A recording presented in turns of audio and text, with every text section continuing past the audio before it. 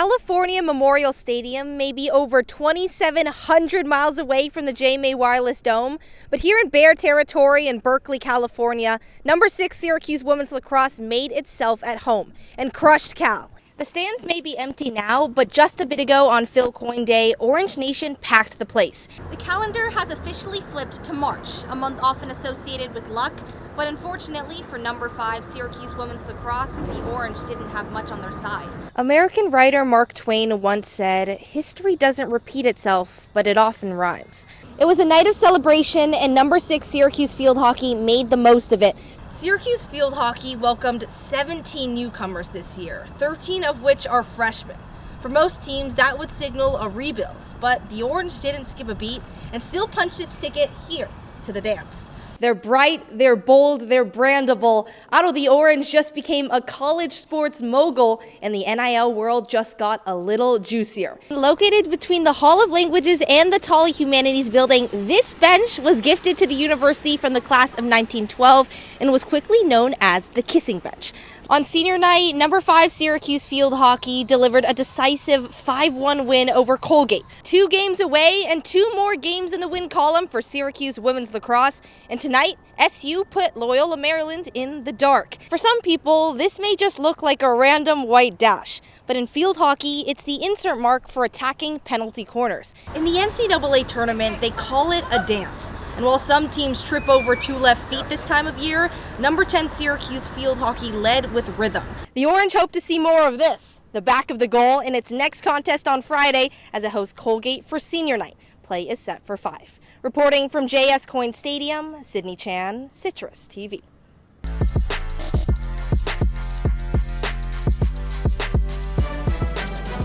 It wouldn't be sports if there isn't unpredictability. And it wouldn't be Selection Sunday if there aren't some surprises. I'm Sydney Chan, your Citrus TV field hockey beat reporter, and Selection Sunday was a whirlwind. As a quick reminder, the NCAA tournament features 18 teams. 10 automatic bids go to the champions of each conference, and 8 more teams are selected by the committee. The top 4 ranked teams host the first and second rounds, with Duke hosting the semis and finals this year. Now, let's run through just what happened on Conference Championship Sunday before breaking down this monster of a bracket. A couple of games went exactly as we predicted. Northwestern defeated Iowa to win the Big Ten, and Liberty edged out UConn to take the Big East. But then things got interesting. Drexel beat top-seeded Monmouth in the CAA. Then in the Ivy, number 3 Harvard met number 5 Princeton, and it was the Tigers who came out on top. But what does this win mean for the rest of the bracket? Let's start at the bottom. Virginia is the number 4 seed. They'll face Miami, Ohio, who punched its ticket with an MAC championship win. Then it's the Yale Bulldogs dancing for the first time ever. They'll play Northwestern, who, to the surprise of many, aren't hosting the first rounds. But I'll circle back to that in a second. Then we'll see Harvard, the number 3 seed, taking on New Hampshire, the America East champs. And finally, Wake Forest from the ACC faces Big East runner-up UConn. So what about the second-ranked Wildcats? When they weren't named a host site, the general consensus was shock. But what if I told you it came down to 3 little letters? RPI. The Rating Percentage Index is a stats tool that adds up a team's winning percentage with their opponent's average winning percentage along with their opponent's average winning percentage. Yes, it's exactly as confusing and complicated as it sounds. And apparently, even though the Wildcats have never ranked lower than number 2 this whole season in the coaches poll, their RPI puts them at number 5 in the country, behind North Carolina, Princeton, Harvard, and Virginia. Now let's move to the top half, starting with the number 1 seed, North Carolina. UNC has been the top overall seed in the NCAA tournament for 4 straight years. The Tar Heels won their 9th straight ACC title last weekend and are out for blood against the winner of St. Joseph's and Drexel. The other matchup has Duke facing Iowa. While the Blue Devils hold the series lead, the Hawks have won the last 2 meetings. And now we finally arrived at the quadrant SU will be playing in. Like we predicted, Syracuse is at an Ivy site and faces Liberty in the first round. And you may recognize this matchup. These 2 teams indeed met 2 years ago in the NCAA tournament first round, where Syracuse edged Liberty 2-1 in overtime. So what makes Liberty a tough opponent? Liberty has won 3 Big East titles in the last 5 years. The Flames flaunt a strong defense anchored by freshman goalkeeper Diane St. Martin, whose goals against average ranks 5th in the nation. So what does Syracuse need to do to advance? Well, first and foremost, the Orange need to stay composed under pressure until the last whistle. During the regular season and the ACC championships, SU had chances against some top-ranked opponents, but lost notable games at the last minute or in overtime. They'll also need to stretch the field with aerials and off-ball movement to keep Liberty's defense on its heels. This goal scored by Aubrey Turner from an aerial from Bo Van Kempen is textbook. Lastly, they have to draw and convert penalty corners. Syracuse has scored 28 times this season off the APC. That's 50% of its total goals. If the Orange check all these boxes, they're in a strong position to advance. Syracuse takes on Liberty Friday at 2:30 at Princeton.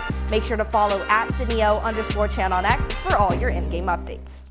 In its first matchup against SMU in over 90 years, Syracuse football came up short yesterday in Dallas, falling 31-18 to the Mustangs. The loss drops the Orange to 3-3 on the season and marks their first back-to-back loss under head coach Fran Brown. And Jonah, there's a lot to take away from this one. Yeah, Sydney, this was Ricky Collins' just second ever career collegiate start. Now, with Ricky's performance in mind, let's take a bit of a zoom out and talk about Syracuse's offense as a whole, because they did struggle definitely out of the gate. If you take a look at those stats on your screen, first quarter they moved 58 yards, but they missed a crucial 4th and goal, and that kind of set the tone for what was to come. Second quarter, much better in terms of yardage, 156, but still, all of those drives came up short of the end zone, mustering just a field goal. And in the third quarter, it was essentially a non-factor, just 13 yards, and again, no scores. But still, there's always a silver lining in things, and for the Orange, that came in the fourth quarter where the team really started to gel, click together. They moved 160 yards and really started playing the complementary football that head coach Fran Brown has been looking for. From the small sample size you saw of Ricky Collins, are you convinced maybe he could be a force to be reckoned with come conference play? I really do think that because this was such a dominant showing, this was the time for Ricky Collins to get his reps. It was low risk, high reward, and again, yes, he may have had not as good of an opening drive. He got taken out right after, but once he came back in the fourth quarter, he felt a lot more poised. He reached Gabe Daniels, scored him his first touchdown in an This is garbage time against Colgate, Sydney. Right, exactly. Yeah, That's okay. exactly my point. Do you want him to be starting in the first place against a more powerful opponent? I don't.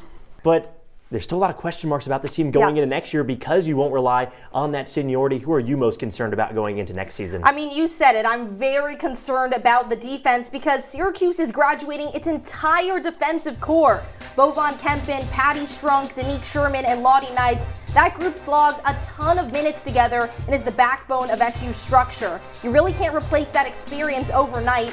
And beyond just open defense play, those first three in Von Kempen, Strunk, and Sherman, they're absolutely crucial on Syracuse's attacking penalty corner unit. Besides those two shootout finishes, SU scored 31 of its 59 goals off the APC. That's over 52%. So one of the biggest storylines in the offseason for sure will be how quickly Syracuse can rebuild that defense and also that APC unit. First, starting off against Rutgers, this is a perfectly executed attacking penalty corner, and this is where Syracuse really thrives. There's a lot to break down in this one. Starting off with that insert, we're going to pause it right there from Patty Strunk to Liz Stonga, who perfectly stops it for Bo Van Kempen to just move forward without hesitation. Now, pause it again. That was called a drag flick, perfectly executed. And when I caught up with head coach Lynn Farquhar, she mentioned that that's actually a very awkward and uncomfortable skill to master because your hands are parallel to the turf, your knuckles are practically scraping the ground, and are using all your momentum to move all the way forward. It's a play that's really popular in the men's game, but not so much in the women's game. So the fact that Von Kempen can execute it with so much power and precision every time is a really, really special asset to the Syracuse team. Checking in from JS Coyne Stadium, where number 5 Syracuse Field Hockey just wrapped up a 5-1 win over Colgate. The Orange came out strong and now improved to 8-0 in non-conference play, their first unbeaten regular season against non-conference opponents in 9 years. Thanks, guys. What a perfect night of field hockey. Great temperature, great atmosphere, and on senior night, number 5 Syracuse field hockey delivered a decisive 5-1 win over Colgate. And it was a really dominant showing from the start. If you take a look at those stats on your screen, the Orange outshot the Raiders by 28, had a 16-shot edge on goal, and also had 10 more attacking penalty corners. But if you look even beyond that preliminary box score, you'll notice something even more special. Out of the 5 different Orange players that scored today, 2 were grad students, but 3 were freshmen. Carson Beatty, Ali Snyder, and Sammy Goen all found the back of the net, making it a really perfect passing of the torch moment. After losing star goalkeeper Delaney Schweitzer to number 3 Northwestern last year, worries rose surrounding SU's defensive unit. Even with a stellar offense powered by Emma Ward, Olivia Adamson, and others, how would its defense fare? Of course, it's early, but so far the Orange have held their own. And it's big thanks to junior Daniela Gayette, who was tasked with filling Schweitzer's shoes and is flourishing in her new role.